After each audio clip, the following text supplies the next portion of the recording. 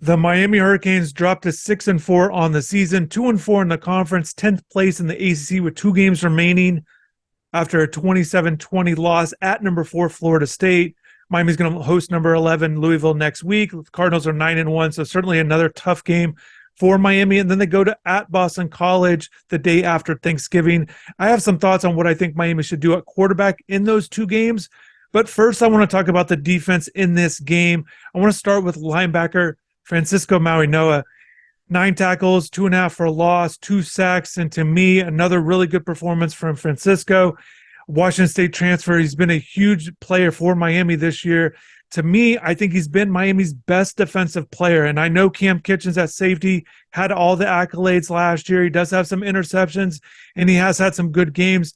But to me, I just think Mauigoa has been their best defensive player this year. I think what he's done at the linebacker spot and what he's been able to do with these big plays, and we saw it again today, Lance Guidry and his defense coming up with multiple blitz options, some opportunities for different guys. But Francisco, we saw him up the middle, make some big plays and kind of finish off and kind of make things difficult for Jordan Travis at times. And Jordan still threw for 265 yards. He didn't get loose in the run game like he typically does, so that was a good thing for the defense. And I thought as a whole, Miami's defense did a pretty good job. They kind of contained Florida State for the most part. Keon Coleman, certainly a big-time player. I thought the cornerbacks did a good job in the fact that they didn't let him go off. He does get that game-winning touchdown, as it turns out, there in the fourth quarter after that big punt return, and certainly a talented player. But Jadis Richards stepping in there, stepping up. Devontae Brown, Damari Brown, all three of these guys who had not played a lot this season really stepped up, and I thought they did a pretty good job. And the rush defense was pretty good. Once again, always could be better against Florida State, against an offense that had been so good this year. Again, I think Miami did a good job defensively of really staying into the game. Just 57 yards rushing for Florida State, a team that can run it. Trey Benson does reel off that 38-yard touchdown run, which was disappointing. And there have been moments defensively where they have given up some plays, but for the most part, and this is what you want. You want your defense to be solid, make enough plays just to keep your offense in the game. And I think the defense did that. I think with what Miami had going on defensively, it kept the team in the game, but the offense faltered once again. It wasn't, simply put, just not good enough. And yes, I understand Emory Williams making his second career start. He's only a true freshman, a hostile environment at Florida State. And I understand a lot of sympathy towards Emory with how he got hurt, and it certainly doesn't look good. Coach Cristobal said after the game he thinks it's a significant injury, so that's really disappointing. So hopefully he gets back, has a speedy recovery, because certainly we all saw it. He's doing everything he can on that final drive to hopefully be able to lead Miami to a tie, and hopefully maybe win it in overtime. He's doing everything he can on that play in particular. So he definitely deserves a lot of credit. There's a lot of praise for that, and I understand it. However, throughout the game, I thought he really struggled passing the ball. He finishes 8 of 23. He does get the 175 yards, the 2 touchdowns, but I thought it was really padded on a couple plays that Jacoby George made on his own. The 85-yard touchdown play, it was thrown into traffic, 2 guys there. Jacoby happened to come up with it and then races in for an 85-yard score. And that broke a string, that completion broke a string of 8 straight incompletions by Emory there in the third quarter, in the second half. And a lot of passes just were either overthrown or underthrown, off target. Sometimes he was feeling pressure and he just kind of heaved it deep. So I just didn't think he had a good game today, even though maybe you're looking at the 175, the 2 touchdowns, maybe you're looking at the interceptions. As long as he kept the team in the game, the no interceptions, with considering everything that has happened with Tyler Van Dyke in recent games. So what should Miami do at quarterback moving forward against Louisville and Boston College? And I definitely think it's time for Jakari Brown to start at quarterback. And I think Miami, considering the injury with Emory Williams, the status there, again, it sounds significant and didn't look good. Also, they've already decided to move off of Tyler Van Dyke as their starting quarterback, and Tyler didn't do anything in the game against Florida State to earn back that job. So for me, I believe Jakari should be the starting quarterback against Louisville. I think head coach Mario Cristobal, Shannon Dawson, everybody should be on board immediately make an announcement to your team, to Jakari. This is what it's going to be moving forward. And I also don't think it should be anything in terms of a practice standpoint, a competition throughout, and we'll see how guys look, determine at some point during the week. I also don't think you should split time, split reps with the first team at all. I think Jakari, you got to get him ready. I also think you got to get the offense more equipped for Jakari.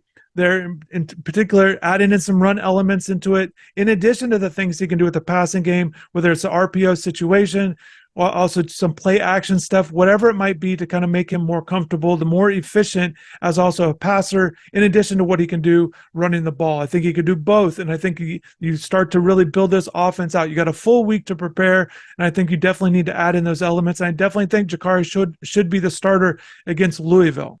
Also, with the decision of starting Jakari against Louisville and also against Boston College, it gives Jakari a fair look at the quarterback competition for 2024.